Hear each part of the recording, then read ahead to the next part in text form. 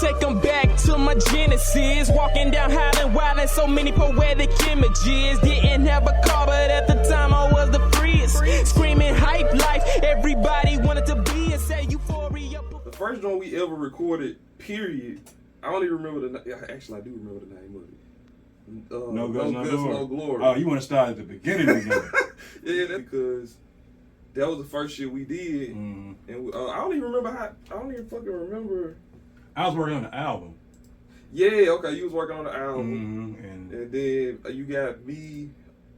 Promise and Omega. Promise Omega. I mixed the joint because back then it was my ragged ass studio. You got it on there. I know you got it on there because I see the Omega take it back. I know the road you won't get me lonely, but your pain is my pain, so you can put it on me.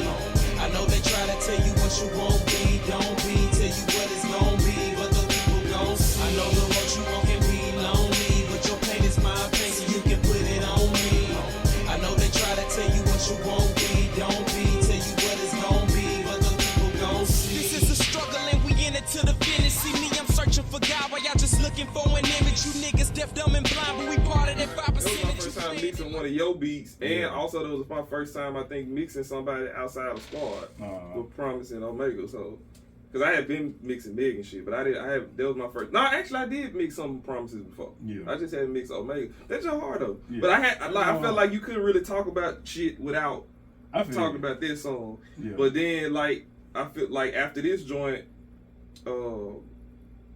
I won the K97 contest because I was in the contest when this happened. Yeah, because in fact, we premiered this song the night we had that show, right? Which show? When you had won and Snipes had put a show together for you. No, I think we did. We did. Because we had the show at the spot on Summer, right? Yeah, it's just a Mexican restaurant. Yeah, I forgot the name of it, but yeah, we did Opinions. Yeah, so wait a minute. Did this song come out before Be Without You? Now, Be Without You came out first, I think. Really? I thought this came out first. You sure? No, what? I think this came out first because Be Without You came out first. Be Without You came out, this came out first, then Be Without You. Okay. Yeah, because I was going to say, this song happened. We recorded this joint. I won the K97 contest. They wanted me to have a radio song because they felt like I ain't had no radio song because that was like when Trial and Error was out. Right. And like one thing I want to do is be honest on this joint, bro. I want to be completely honest about everything. Like I don't want to hold nothing back. But I did a song with they linked me up with Tone Yates and we did a song. I don't remember the name of it. Was it like Boss Life or something? Boss Chicas. I can't remember. It was some Boss. Something about Boss. But I did a verse on there. It only had 12 bars on there, and his hook was long as fuck. His hook was longer than my verse. His hook wasn't long as hell on this song. They wanted me to do that song. I did not want to fucking do that song, but I ended up doing it anyway. When I finally got the gall to do it and sent it to them, they told me that they sent the song. They sold the song to Kurt Cobain. After I did all of that, so Be Without You was the song we came up with. You made the beat. I came with that joint and I sent it to Devin Steele them. They fucked with it. I remember I went to the radio station. Yeah. And Mike T, as soon as I got to the studio, he said, "Bruh, this the hardest song I heard. Period." I thought he was talking about Memphis. Yeah. I was like, "Thank you, bro." He's like, "No, I'm talking about like, period." You know what I'm saying? Which is funny because he said that, but he still was acting weird with me and shit. You know what I'm saying? When he played on the radio, one time, and I tagged him in it on Twitter. Back then people was tagging on Twitter and stuff like that. Told you chill out. Yeah, he told me to chill out. I was like, damn, nigga, I'm just excited about my song. You mixing my song with fucking Jay-Z, my idol and shit. Slow down. Yeah, but he said they all love this song. Him and Big Sue, it was perfect at the time because there was at the time where Kendrick had the joint with Drake. I forgot what it was called, Poetic Justice. And they was saying everybody was using them 90s samples and shit, so it fit right in. But they played the motherfucker on the radio, so. Yeah, this is really how it began. Man, every time I have an off night, I let her run a show. As long as she talk right, she smoking like exhaust pipes. I call her my little Corvette. I'm with her cause she boss like, be keeping these haters in check. So give her respect cause she deserve it. But holding down this wordsmith in this cold game, she give a grown man purpose. I can't be without you, can't live without you, can't breathe without you, no. I used to date them, then go replace them, but I ain't a player no more. Everywhere we go, I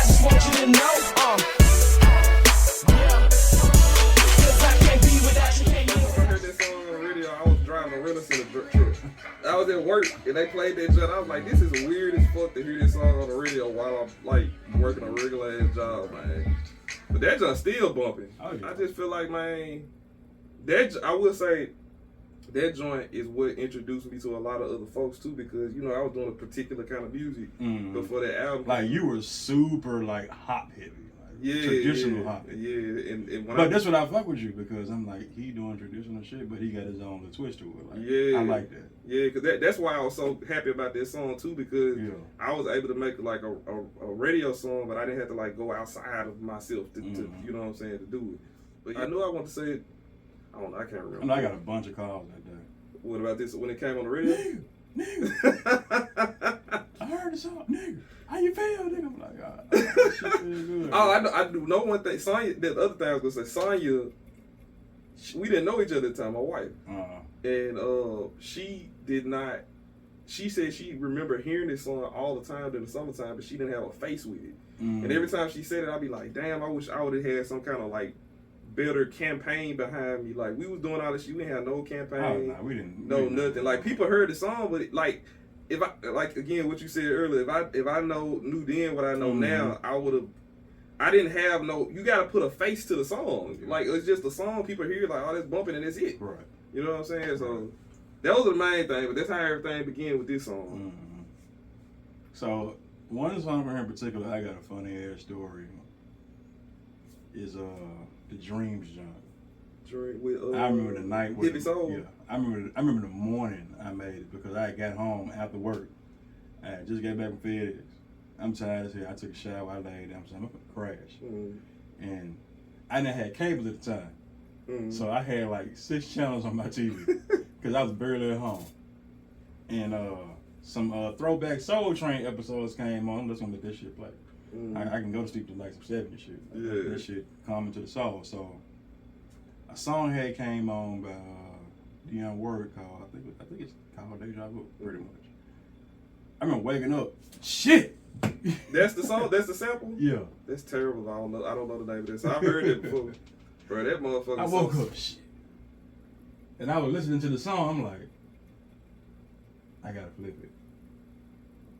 Because like, I don't have synesthesia by no means. I don't really see colors when I hear shit. But that particular night, I was seeing some psychedelic colors that night when I woke up. What's crazy? You said psychedelic. That's greens and I'm like, oh shit. What you saying is how the whole album sound though. The first one, like to me, what you just said is what I always envisioned the shit sounded like. It sounds like a psych rock hip hop album. Yeah, basically. But yeah, man, Hippie Soul on that joint, I asked them to be on there when they was, at the time, they was just called Soul. And I had just found out about them at that time. They killed that joint. You play that joint if you want to, though. I'm like, this and I'm going insane. And before I flip my curtains, I might go out like Cobain. Bang.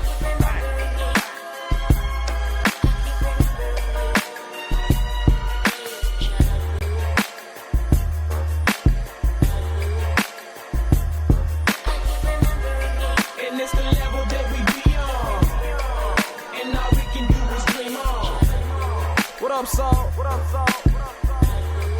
Yo. I had dreams of being AI, basketball gym, playground every day. This album right here. What I was gonna ask you was two things, and I'm gonna answer the same thing. Like, and I want to basically emphasize these questions on each album. Okay. Like in the catalog. 2 questions. In the catalog, what was this album to you, and what was your favorite song on this joint? Okay, out of the whole Summer September series, this one ranks.